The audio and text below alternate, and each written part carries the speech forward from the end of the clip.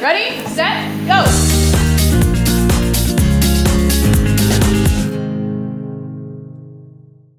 When I was in 8th grade,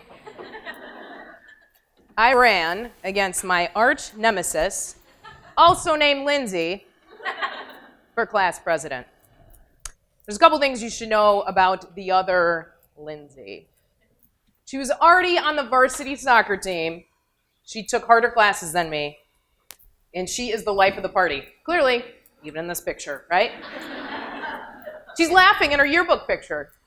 So this is a huge deal when you're in 8th grade. If you become the president of your 8th grade class, do you know what you get to do?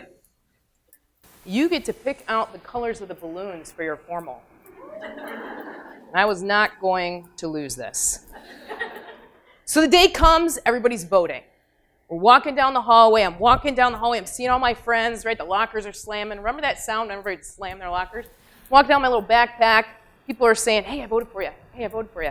Voted for you. And then some people would say, good luck. Good luck. We all know what that means, don't we? You didn't vote for me. I got it. So in my head, I'm kind of counting the votes, right? Like, okay, well, 12 people said it to me directly.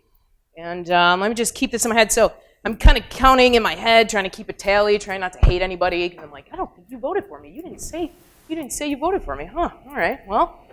Trying to stay cool as a cucumber for the day. End of the day, I'm in Miss Volpe's class, English. Worst way to end the day. This woman probably has 12 cats, always wearing polka dots. Not paying attention to her at all. Just sitting in my chair, in my desk. You know when we had that built-in desk chair thing you had to slide into? I missed a lot. I have a lot of leg bruises from that. So I'm sitting there waiting for the announcements. I don't care about English. I don't care about Romeo and Juliet right now. I just need to know if I won. So we start to go through for treasurer Sheila Menz. You know, Sheila went on to become a lawyer. She's like a big deal now. Her last picture was with Hillary Clinton on Facebook. I was like, good job, Sheila. You nailed it. Vice President Ted Winslow. I ended up dating Ted almost through all of high school, and then guess who he dumped me for? The other Lindsay! Oh my gosh. So here we are, waiting for the final call. And for president of the 8th grade class, Lindsay Boccardo! This is an important event. I'm telling you that this event is a historical moment for you. This is telling your body and mind something about yourself. It's telling you, oh my gosh, maybe I really am a leader. Maybe I am going to influence. Maybe my life is like bigger than I expected. Maybe it's not just about getting through biochem next semester. Maybe I'm really here to change people's lives. And I think you are. I think this is way, way, way, way bigger than what you can imagine right now. These types of events in your life don't happen a lot, but they change the trajectory of where you head, how you influence people, and how you spend the rest of your life. Leadership can be a little isolating because you're going to have to make hard decisions sometimes. And I love when people like me. It's really hard to make a decision when I know people are going to be upset, right? I'm sure some of you know what I'm talking about. And that's one person was like, nope. Nope, I'll make that decision. I don't even care. But most of us, this season of your life, part of what you're going to learn to do is encourage yourself. Remind yourself. Be a voice and a champion for you. Because the one thing, I work with private clients all the time who are graduated from college. They're engineers, they're lawyers, they do all different types of stuff. But the one thing that we work on the most is how we talk to ourselves. And if you're from high achievement land, this is how you talk to yourself. Oh my gosh, I have to nail this.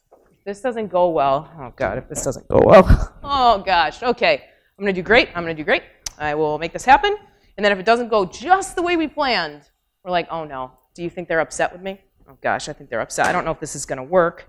What's going to happen? This is how we live. I live on that kind of worry-wart cycle, and some of you have experienced that too. And in college, this is really hard. How many of you here are introverts? Oh yeah, yes, okay, yes. FOMO is the worst for an introvert, right? Yes, got an amen.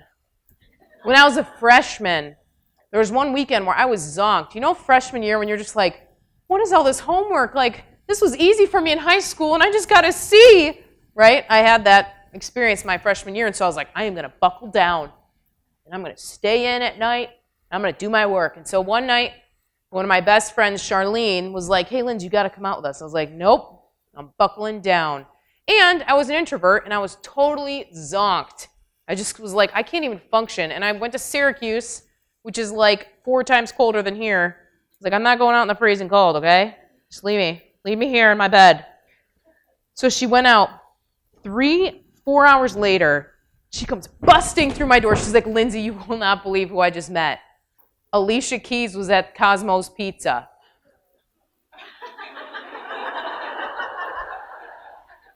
Alicia Keys is my favorite artist of all time, and she knew that. This was like before texting where you could, wow, I'm old. Yuck. But this was like, you only texted like if you had to, you know? We didn't have fun screens or like black and gray, and you would just text short things. So she's like, I just met her. I walked right up to her and started talking to her. I was like, what kind of pizza did she have? She puts broccoli on her pizza, by the way. FOMO times 10, right? I was like, I hate that I'm an introvert. No, right? The irony is Charlene is now in PR. And like the other day, she put up a picture of her hugging Beyonce. I was like, okay, you know, that was your destiny. Okay, that's your story. My story is snuggling with my dogs, okay? You've got a purpose. You have a purpose. There's a reason you're here that's beyond putting a president on your resume. You have a purpose in this life to fulfill.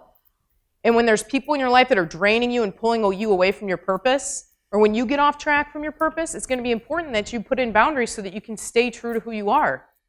I think that's why you're really here, because something in your gut is telling you that you're here to change other people's lives. You're not here to put something on your resume, okay? Who cares? I look at resumes all day. You're here for something so much more than that. Each of you has the power, given your leadership, and the influence to change the trajectory of someone else's life.